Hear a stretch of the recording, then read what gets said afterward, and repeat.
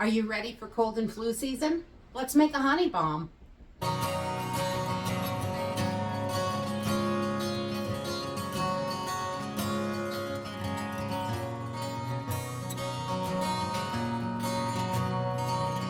Welcome to Homestead Corner. I'm Ginny, and today I wanted to show you how we make a honey balm, which is wonderful for cold and flu season. We're going to use just some raw, unfiltered honey and a few things from the kitchen, some garlic, ginger, turmeric, and a few spices. It's really super simple and easy to throw this together, and you've got it ready to go. It is shelf stable. You can leave it right in the pantry, on the counter, wherever you want to leave it. You can stick it under the sink.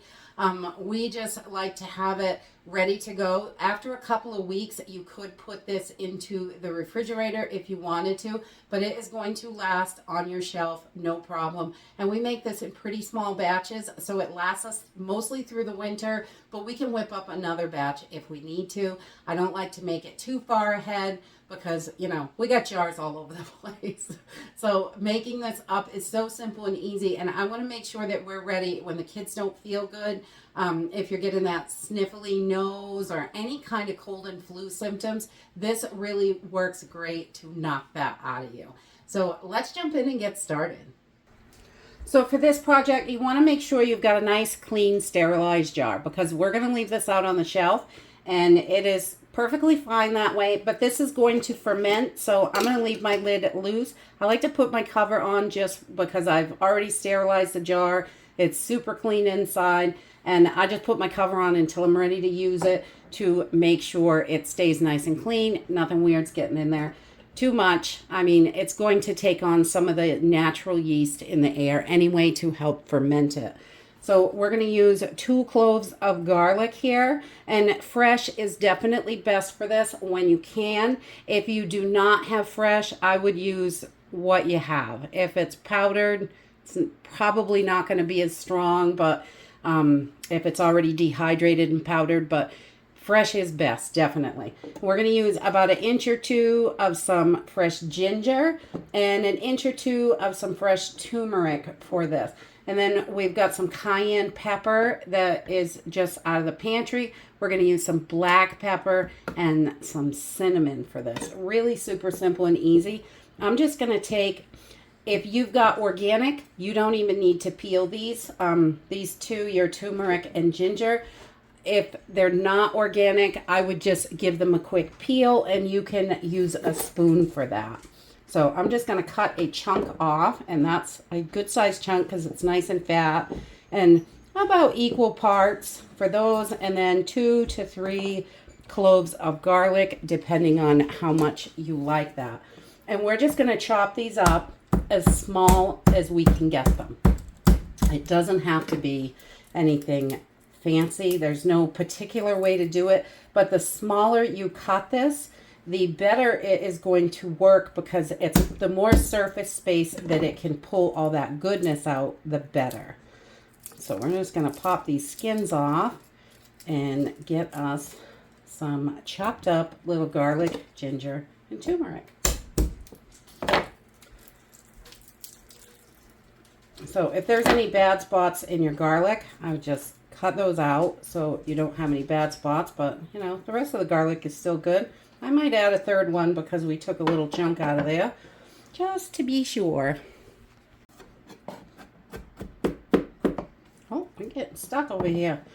So we just want to cut these up as small as we can. There's no specific thing, but we're going to just get these nice and tiny and pop them right into that nice clean jar. So we are ready to go. And we're going to do the same exact thing for our ginger and turmeric. We just want them all chopped up nice and small, like our garlic.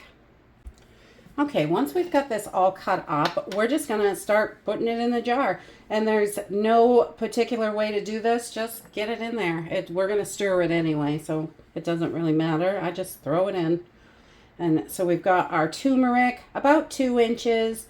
about 2 inches of each. I always like the fatter pieces of ginger because you have a little bit more ginger in there, and I just love that ginger flavor. So I think this is so delicious, and you can use this in a couple of different ways, which is great. You can put a teaspoon or two into a hot cup of water and make a tea with it. So you've got that, and it is nice and sweet because we're going to smother this in honey. And or you can just take a teaspoon and just eat it if you like it. And I really like it because there's so much ginger in here. It's got that delicious ginger flavor, and I love that. So then I'm going to take some cayenne pepper, and this is wonderful to get all that blood moving in there. And we're just going to do a little dash of that. It doesn't, as much or as little as you like, it should be in there because it does really help out with getting, getting that junk out of your system. And then also we're going to do a little dash of pepper, maybe a quarter teaspoon. I like some pepper in there because that really kicks it in also. And the pepper, you need it with the turmeric. If you're going to put turmeric in anything, you want to have some black pepper because that helps your body absorb the turmeric. That curcumin really is wonderful for you and anti-inflammatory. And then another pinch of cinnamon because, cinnamon is really good for you as well. So we're just going to pop that right in there. I do about the same as the cayenne. And then we got to put the right caps on stuff, huh? Let's get a little crazy here. And then we're just going to take our raw honey and we're going to cover this. You don't need a ton, just to cover it over. I'm not going to fill the whole jar or anything. This is just honey from our bees, and it will be perfect. So any raw, unfiltered honey that you can get is going to be the best. Local honey is definitely the best for you because it will help you with all of those allergies and things like that because it's from local flowers and the local pollen. Once we've got that all covered in honey, I'm just going to come in with a little spoon and give this a good stir and make sure the honey is all the way to the bottom and everything is covered in it. And you can add more honey if you need to. I'm probably going to have to. This is going to get really thin because it's going to pull all those juices out of the garlic and the turmeric and ginger.